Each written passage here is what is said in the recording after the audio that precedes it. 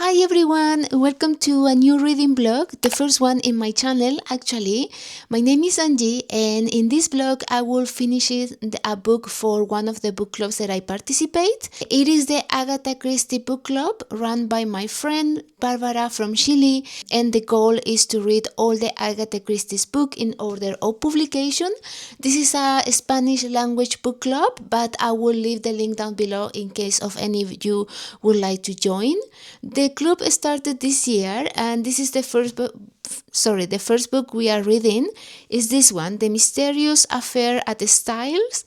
This book introduced the character of Hercule Poirot. Sorry for my pronunciation, but I'm very excited because Barbara also give us the option to complementing or reading with two other books. Okay, my microphone just died, so sorry for the change of the audio. But I was saying that the first of the books is Complete Secret Notebooks by John Curran. We only need to read this little, so it's not too much. And the second book is A is for Arsenic by Katheryn Harkup. I already bought that book, but it hasn't arrived yet, so I don't know how much of it we are supposed to read.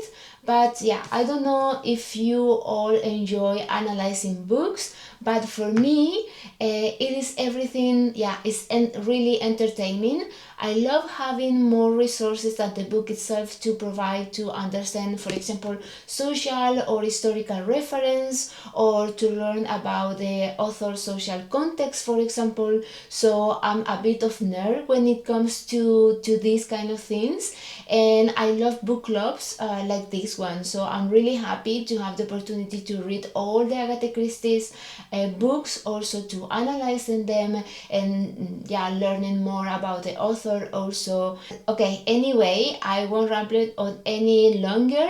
I'm going to make a nice cup of coffee so I can start reading.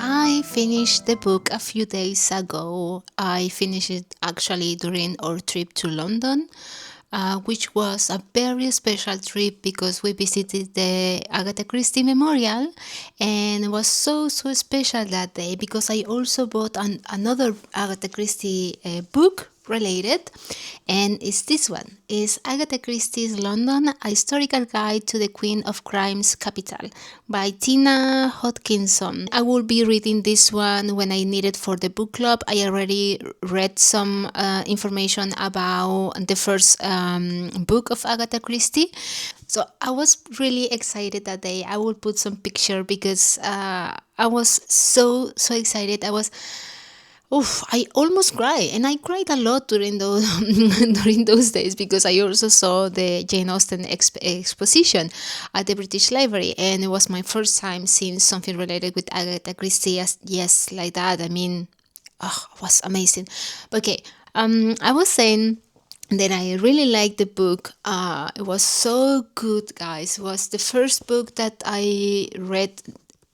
No, was the second book that I read this year, and it was so interesting with books like this and with other Agatha Christie books or mystery books I have read before. I just go with the story. I don't try to guess who the murderer it is. I don't pay too much attention to small details or look. I'm not looking for clues. I'm probably the worst type of reader for this kind of books, but I really like it. I really like reading this way. It's more interesting for me because at the end of the book, I'm really surprising about what was happened. And what to say about this book? Well, this story is about a murder at the Styles Manor, the house of a very rich owner. And at first, no one believes it was a murder. I won't say who died, of course, but they think the person died from a heart attack for natural causes. But a doctor who is friend of the family start to think that something is wrong, something is not correct in the whole situation, and he believes the death may have been caused by poison. And in this point, Poirot comes into the story to find out what really happened. At the beginning, the story was not connecting with me. It was a little bit difficult to read it. This is the first time that I read Agatha Christie in English, so I think I wasn't used to read this kind of books in English, so maybe that made me feel at the beginning like a little bit lost. But when I just start reading and I start to understand what was happening and who was who, and yeah, all the names that Agatha Christie always put there, I start to feel more connected with the story. So I was really happy, and I think reading something like this in January when the world is so calmer those days, because the first day of January are always calmer and peaceful, and because it's like the world is sleeping and they are trying to recover from the Christmas and New Year.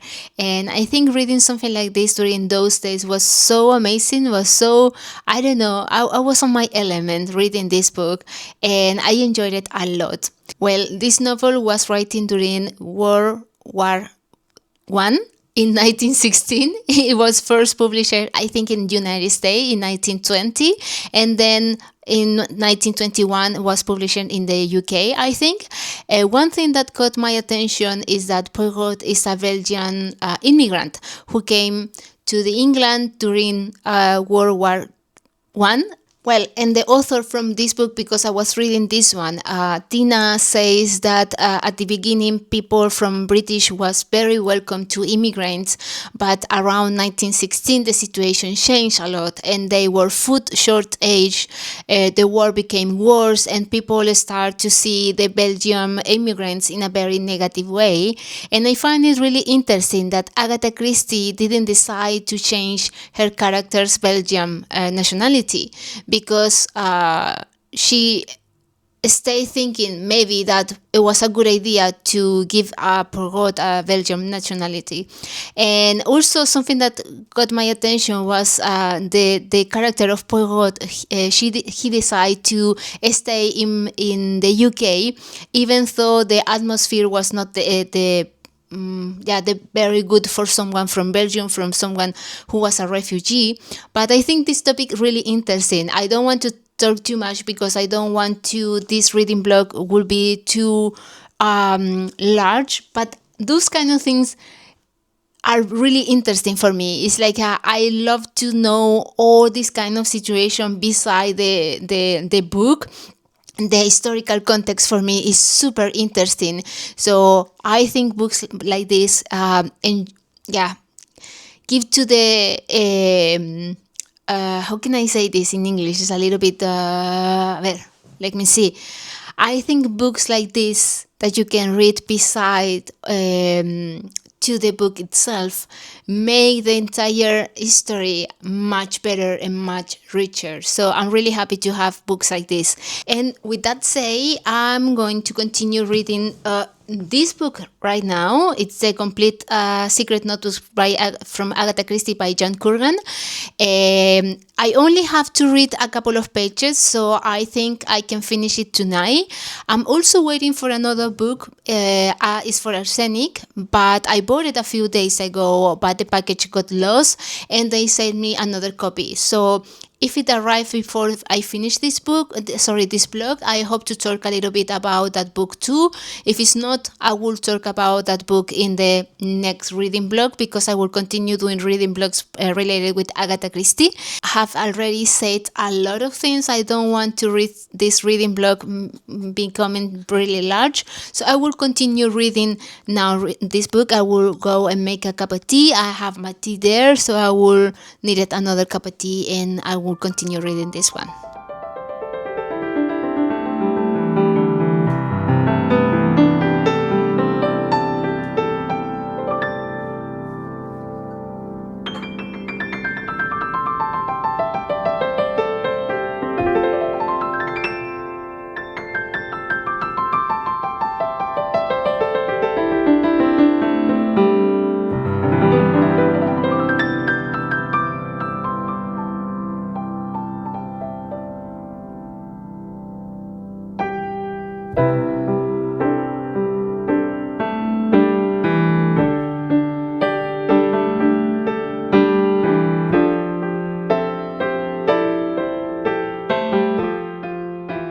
I was editing this video and realized I hadn't recorded an ending.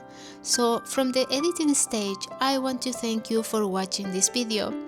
I hope you enjoyed it, and if you like this style of reading blog, I invite you to subscribe to my channel. See you next time. Bye!